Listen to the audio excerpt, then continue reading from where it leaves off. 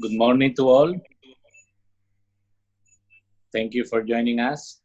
As we continue our webinar series of impact the COVID-19 pandemic across different sectors of the real estate industry, today we focus on the hospitality industry and we hope to impact some turnkey solutions and best practices for managing hotels during market crisis. My name is FAUSTO and I will be co-hosting today this webinar with my colleague Raymond Velasquez. Good morning, everyone. Thank you, Fausto. Since the hospitality industry is a huge topic, we will be tackling this discussion in several parts. Today, in the first part, we're honored to have distinguished guests with extensive experience in the hospitality industry. Our first guest is Mr. Stanley Law, General Manager of Dusit, Thani, Manila, who will provide his insights from the hotel operator's point of view. And we also have our colleague who heads our hospitality and leisure real estate, Mr. Team HALLETT. Welcome, gentlemen. Thank you, Raymond. Thank you, Raymond. So without a doubt, the tourism and hospitality industry has been among the hardest hit by this ongoing pandemic. And some sectors like resorts, for instance, have some total standstill. Team, my first questions for you. Could you give us an overview on the extent of the effect of this pandemic in the industry and the economy up to now? Yeah, thank you, Raymond, and good morning to everybody. And it's a pleasure to speak to everybody and share some very impactful views on the hospitality sector in the Philippines. Now, we feel that the overall epidemic seems to be a turning point in terms of the spread as we speak. But it's really difficult to know what the final impact will be on our economies. At this stage, the tangible impact on the hotels is tremendous. I mean, it's a significant drop in booking pace, increased cancellation. Pretty much every event has been cancelled, and it's going to soon lead to other pressures as well. The inbound traffic from airlines, right through to sort of capital pressures from banks and financing. So it's a big challenge. Most hotels are closed, only allowing long-stay guests that were in residence on or around the March the 17th deadline, who are allowed to continue. So it's challenging. If we look at the broader Asia issues, we know, as like the Philippines, everybody's running in single-digit or lower occupancies, and the crisis is really a big challenge to everybody. In the Philippines, tourism was in reality one of the bright stars of the Philippine economy. Development growth and investment in new destinations, airports, hotels was at the highest levels, and we were seeing so many new developments coming. Tourism contribution to the GDP was again a massive number. Potentially in 2019 reaching 3 trillion pesos. Of which over 500 billion was coming from international tourists, which again was funding the growth of our business. Yeah. If we look at the people, which is a significant factor in the industry, more than 6 million people of the employed population in the Philippines are actually employed in the hospitality industry. Exclusive of the millions of casual workers that work on daily support and contract service workers in the industry. Again, contributing a significant undisclosed impact on the economy. Smaller resorts have closed, branded hotels while remaining open, working single-digit occupancies, way below break-even points even. The longer we go on, the more impact it's going to have on the funding of the developers and the owner of these properties. Knock-on effects are also enormous, guys. The airline industry, the F&B industries are also being heavily impactful. So today will be good, and we can look at some of the issues, and we can maybe determine how, as a team, as an industry, we can all work together to help and transition our way out of the crisis. Thank you, Raymond, and thank you all, and let's have a good discussion. Thank you, Tim. That's interesting. Thank you, Tim. Thank you, Raymond. So the first question will go here to Stanley from me. Stanley, what is the current state of business in your hotel and in the local market? Good morning, Fausto. Good morning, Raymond, and good morning, team. Yeah, pleasure to be here with everybody. So, as our team have said, it is a very challenging time for many of us in the hotels industry. Team have also shared that hotels are running single occupancy. Yeah. So in Dusit, Thani, Manila, we are located in Makati city center. So we are slightly better than a single digit because the Department of Tourism have certain regulations. You can take the business in 2 kilometers radius for essential industries. And we have a lot of BPO, business processing outsource operators over here. So hence our occupancy is at 20 to 25%. Yeah, slightly better than others at single digit. We're only providing packed meals for the in-house guests and doing some food delivery to survive the situations. All the restaurants, the facilities are closed. The hotel only generating very minimal revenue from the occupied rooms and from the packed meals or delivery that we have. We closed out the hotels also on last week, yeah, because we also in view of, we focus on the safety measurement, which we have to ensure because right now we have very skeletal workforce to do that. And majority of the guests, as team have mentioned, is long stay guests, and they are employees working with the BPOs in the 2 kilometer radius from the hotel. Thank you, Stanley. And Stanley, at Dusit, what key initiative have you taken to mitigate business loss, and what profit or revenue protection plans have been introduced? Well, this is a very important point that everybody look at, yeah, because everybody will have a lot of initiative to mitigate all the losses that we have because it's a losses situation right now. But one thing very important that we have done over here, immediately after the situation of COVID-19 and enhanced quarantine or quarantine in different region have been announced, we look at our cash flow. So we know the forecast of our business with the current BPO.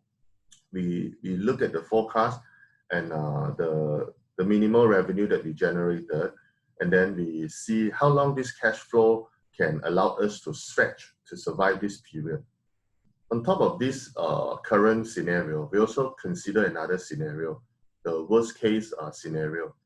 So we put on another projection if the hotel have to shut down entirely, how long this cash flow will help us to survive. Protection plan for profit and revenue, as Fausto shared. We don't have any profit. Yeah? We only can mitigate losses that we have. So just one thing, to stretch the survival period as long as possible, and because we do not know how long this situation will last. Cost containment is really standard operating procedures are key during these times. Stanley, can you share with our audience any specific plans you have implemented so far? Yeah, so that is quite a lot of details, but I just want to put in some very important points, the big ticket, so we can look at that.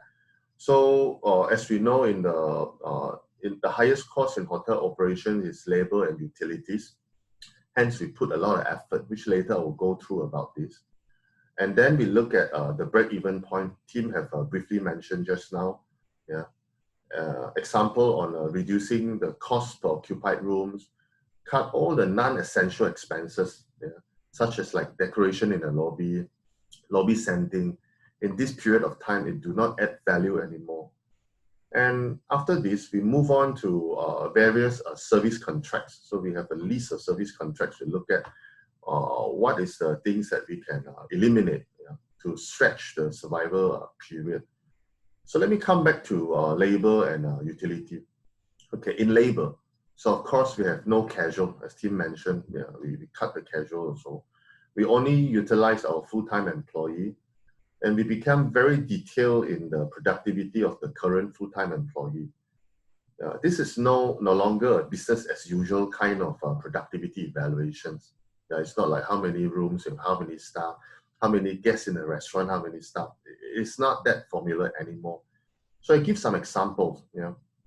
In a guest room, we clean twice a day because we want to reduce the contact of the room attendant with the guests. With occupancy of 20 to 25% for 490 rooms hotel like Dusit, Thani, Manila, we only need 4 room attendants to do that. Okay. So another example, like in the food and beverage, because the staff is only serving packed meals, we no longer operate the restaurant. The shift of the staff no longer the business as usual kind of shift. We do a shift from 2 o'clock in the morning until 10 o'clock in the morning, because they're only preparing breakfast for the in-house guests. And another very creative example that I want to draw out, like for example, a gardener. Normally they will just do a gardener job, but now they have to do a landscaping only until in the afternoon. And that the gardener, of course, you must hold a professional motorbike license. The gardener will be the one to do the food delivery from noon onwards until the evening. That's the kind of productivity we talk about. So other full-time employees who cannot report to work because of there's no transportations now, they are clearing on a vacation leave. Of course, the example that I shared about the gardener, the food and beverage, and the room attendant, that is only possible right now because, as you know, all the hotel staff are mandated to stay in a hotel according to the Department of Tourism regulation. So some roles can be also done in working from home. The words WFH become very popular. But I must also share that we must be very specific in the task that certain employee is doing the WFH at home, and those duration of the time that they've taken to complete each task. From then only, we accumulate the number of hours and we award a full paid working from home pay, whereby the others will be considered a credit to the vacations leave. So the period of this quarantine have extended much longer. A lot of them will be running out of the vacation leave. For Dusit, Thani, Manila, we give a subsidy kind of unpaid leave to ensure that even in an unpaid leave period, all employees still get a minimum kind of pay, at least 40% that normally what they get. So that's on labors. I move to utilities. Aside from labor, as I mentioned early on, utilities is also another high tickets cost area. So let's look at the big ticket item. For example, the operation hours of the boiler. You need to be very specific. The reduction of the walk-in freezer in all the restaurants and areas that we have. The walk-in chiller as well. Shut down as many freezers and chillers that we do have. Aircon chiller temperature. You have to understand what time the guests wake up, what time they go to work. Because right now, you're serving a group of BPOs that work at, in the midnight. So you need to optimize the hours that needed and minimize hours that do not need. Lower number of guest leave, of course, with the numbers of occupancy, which is much lower. These are the big tickets item. About break even. So team talk about break evens. So for now, as we know, most of the guests are long stay in their BPO. We have to change the break-even point. I talk about room amenities. We replace guest amenities with much more practical long stay amenities. And the miniatures, bathroom amenities, dental kits are all no longer practical. And also the bottled water. We give a refill area for everybody to come down and pick up their water. Those are the big items that we talk about in cost containment. Thank you, Stanley. I'm sure our audience for today will pick up a lot from how you're addressing this situation. Team, just a thought. Now, as we emerge in this crisis, what strategic actions should hotel developers consider in the future? And how do you think the hotel brands and operators align to support these strategies of the developers? Yeah, thank you, Stanley. And I think Raymond and listeners, Stanley has really highlighted a lot of very, very good strategic points. But we try to look at this as a positive effect and how we can evolve opportunities to create platforms for our recovery, and how do we grow in the future. At the end of the day, from every crisis, we firmly believe that opportunities arise, and I think that's very important. We all need to keep in our mind. Yes, the industries will be changed. The industry will be changing. Yes, we will probably do things differently for a significant length of time. But the most important thing is that whatever strategic plans now, whether you're a small operator or a major brand, international brand, like Stanley has explained from Dusit, developing the plan, the rollout plan, and how we move ahead today is critically important. We shouldn't just allow things to just roll over and happen because they need to happen. So best practices, planning ahead is going to be really, really key to us all, whether it be in revenue management, the financing. Knee-jerk reactions can cause problems. We need to think about how we manage the revenue, we drive business into the hotels in a very strategic way. The way that we communicate, the crisis, how we manage crisis, how we communicate with our guests, how we communicate with our staff, how the staff communicate with our guests is going to be absolutely critical moving ahead. Stanley also mentioned, the guest needs. How are we going to deal with the guest experience today in terms of the rooms, the amenities that are required, the cleanliness of the rooms? Employees, the key driver in the hospitality industry is going to be our employees. They have more interaction with the guests and the management. The old adage is your porter, the guy or the gal that delivers your luggage to the room spends more time with the guests than probably any senior member of the team. It's important that we channel down all of these things to our people. Effective communications, training, cross-training, as Stanley mentioned, all of these will be fundamental again. I mean, they are very strong in the hospitality industry, but we will relearn those processes. Cost containment, managing costs, developing those strategic plans, critically important. Profit protection plans, how are we going to manage all this within our annualized budgets? How are we going to work together with the industry and the team to achieve this? From a corporate perspective, for both the small operators and the larger developers, dealing with the corporate funding, the financing of the property, cash flow management, your debt, loans if that's required, or how you're going to generate alternative forms of revenue to mitigate any downturn in occupancy. Many things that we need to do as an industry. In terms of operators, what the big brands are doing, I think you've seen, just today what Stanley is telling us that they're doing there. Everyone is doing the same. We've seen multiple hotel closures in those areas where there's crisis. The good news is we're seeing in China today, some of those beginning to reopen, and we're beginning to see a small emergence of growth, which is really, really good. But operators are very well strategically positioned to be able to manage this through their very, very large networks and their presence in these markets. But equal concern, if not more concern, goes to the smaller owners and operators that really, really live on a day-to-day basis and run passion-based businesses in hospitality. We need to work hand in hand, whether you're a big operator, whether you're a capital player, whether you're a bank institution, with these smaller developers and hotel owners to help them and handhold them through the crisis. Thank you, Tim. Hotel associates are a key part of this industry, Stanley. What measures have you taken to maintain associate engagement, and what safeguard measures have you initiated? Yes, Fausto, you are absolutely right. Yeah. The associates now play a vital role in this surviving period. Also, team have shared with us, the associates, the staff, the porter. That is a person that communicate much more than the management. So, but we have to understand also the employee mindset is different compared to us as owners, as managers. Big figures, we've spoken a lot about cost containment.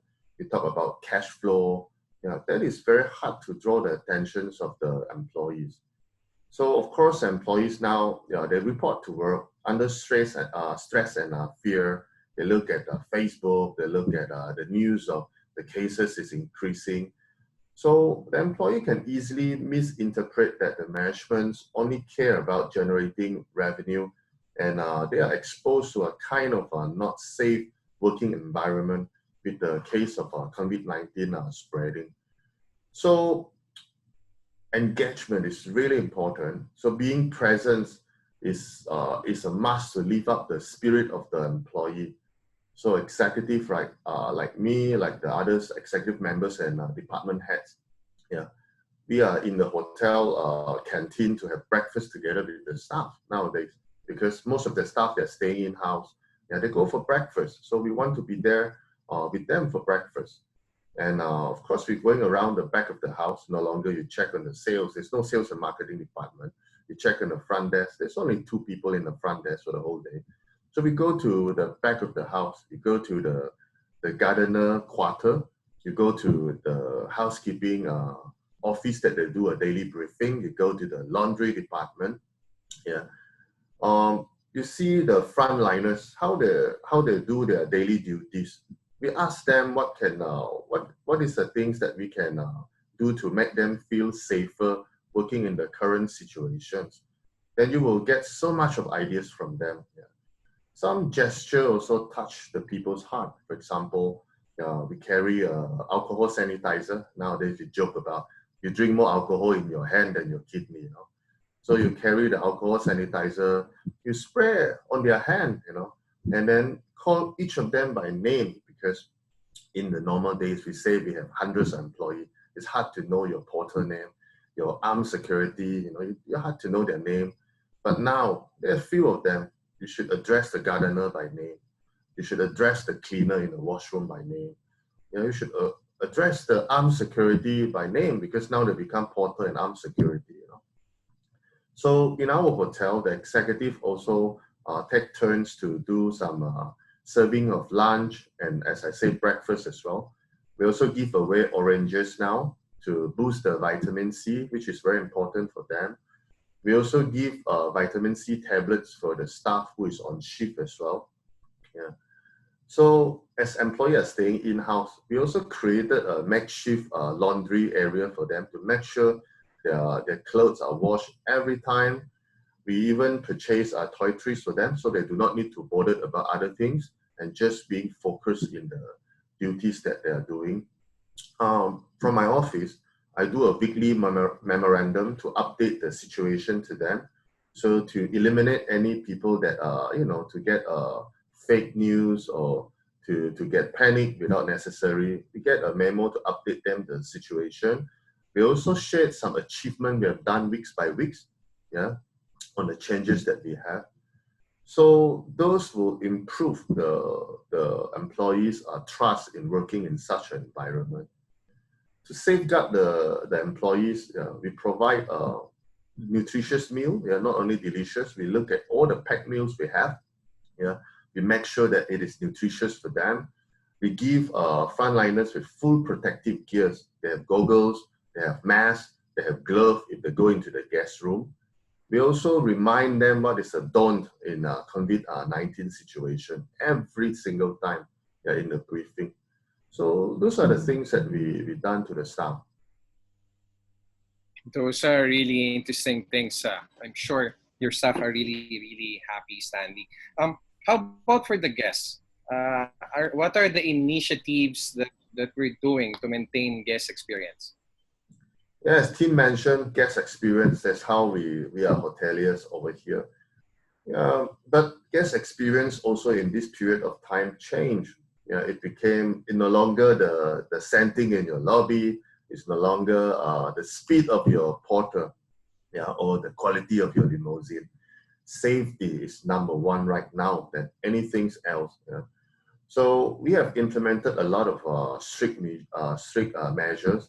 I'll share some of those. No mask, no entry. So we've done it a week ago. And then we put a lot of emphasis on social distancing. So all of the service area, such like the receptions area, the breakfast pickup area, the smoking zone, we have a floor marker to guide our guests social distance. The guest leave also, we implement only 4 person per guest leave in any time. Temperature check. So temperature check on top of the entrance. We also check in multiple locations of the hotels, included ourselves. So every time you walk from one section to another section, you got temperature check as well. We implement a lot of no social gathering implementation. So the guests from one room, if they are long stay, they cannot visit another guest rooms right now. Okay. We also ban outside alcohol to bring to the hotel by these long stay guests, because that would initiate small gathering in the guest room, which we totally want to eliminate. So we provide multi-purpose sanitizer in the room so they can clean the room surface, which are not normal in a normal situation. We promote a lot of awareness, up-to-date news in the lobby with the TVs to have updated things over there.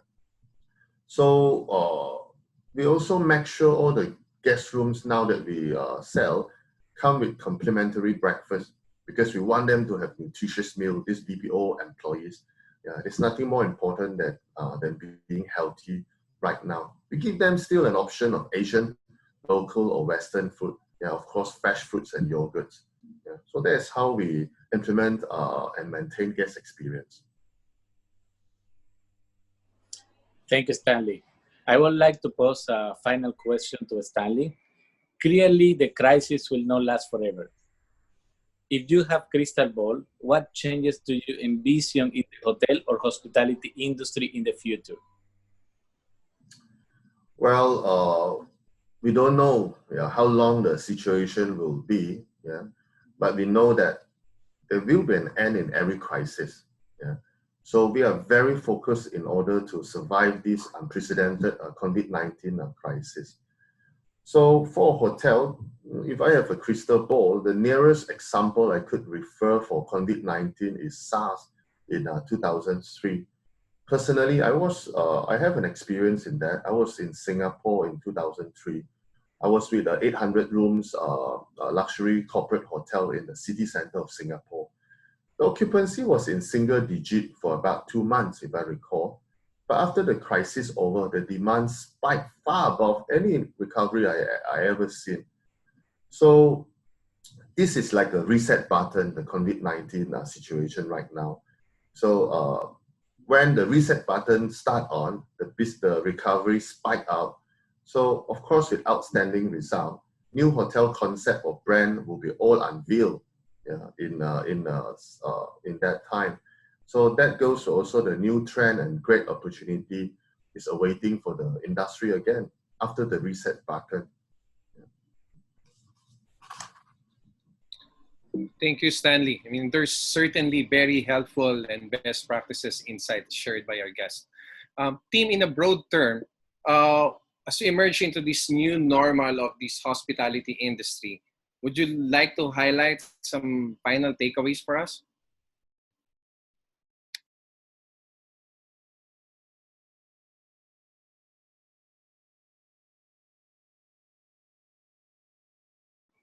Tim, your microphone is mute. Sorry, apologies. Thank you, Ray. As we move ahead, we've heard some very interesting initiatives, but as an industry, we've just, or as a country, we've just heard that community quarantine is going to be extended until April the 30th. So that's going to give us more challenges to unravel and until we reach an end to this. We cannot predict how long the final end will be, but we're certainly seeing some positive signs of recovery around the world, and the quarantine areas initiatives certainly are working very, very well. We've seen this in China particularly, whereas even in the hospitality industry, there are positive signs that travel is beginning to resume in a controlled fashion. Hotel occupancy is beginning to grow again as domestic travel for business and leisure is beginning to come together. So this is really, really critical to us. We sincerely hope that we will see more government initiatives, tax breaks, incentive to cushion the losses, both from a corporate perspective, from a human capital, human resources perspective, so we can all together, hand in hand, withstand the longer crisis.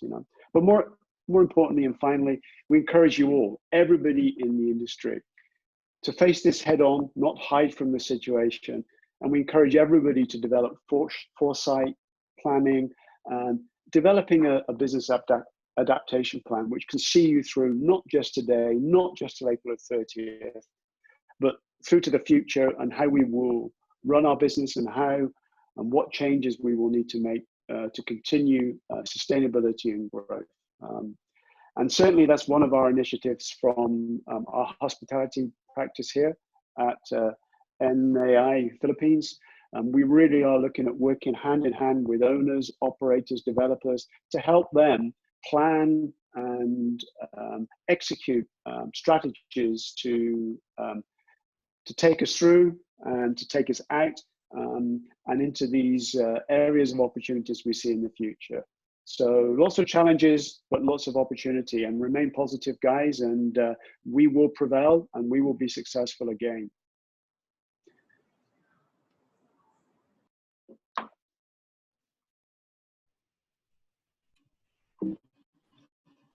Thank you, Tim.